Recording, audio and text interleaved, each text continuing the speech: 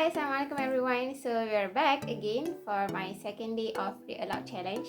So today is 22nd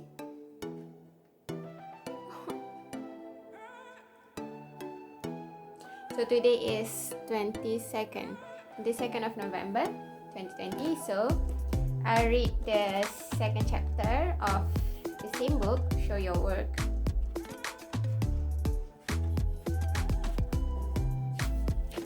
So the title is, first it said, you don't have to be a genius. And the title is, Find a Genius. Give what you have to someone, it may be better than you dare to think. There are a lot of destructive myths about creativity. But one of the most dangerous is the lone genius myth. An individual with superhuman talents appears out of nowhere at certain points in history, free of influences or precedent, with a direct connection to God or the muse.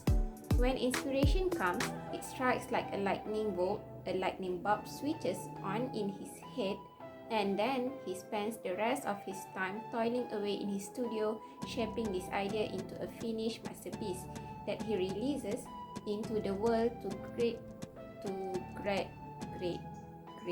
fanfare. If you believe in the lone genius myth, creativity is an antisocial act performed by only a few great figures, mostly dead men with names like Mozart, Einstein, or Picasso. The rest of us are left to stand around and gawk in awe at their achievements. There's a healthier way of thinking about creativity that the musician Brian Eno refers to as genius. Under this model, great ideas are often birthed by a group of creative individuals, artists, curators, thinkers, theorists, and other tastemakers who make up an ecology of talent. If you look back closely at history, many of the people who we think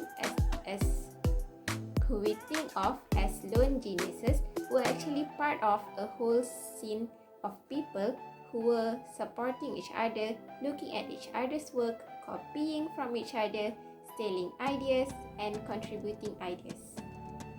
Genius doesn't take away from the achievements of those great individuals. It just acknowledges that good work isn't created in a vacuum and that creativity is always, in some sense, a collaboration.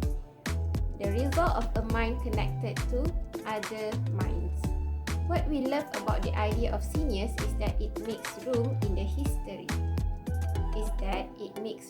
the story of creativity for the rest of us, the people who don't consider ourselves geniuses.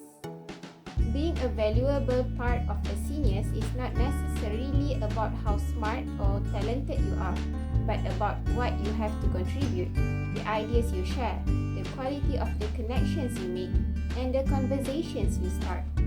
If we forget about genius and think more about how we can nurture and contribute to a genius, we can adjust our own expectations and the expectations of the world we want to accept us. We can stop asking what others can do for us and start asking what we can do for others.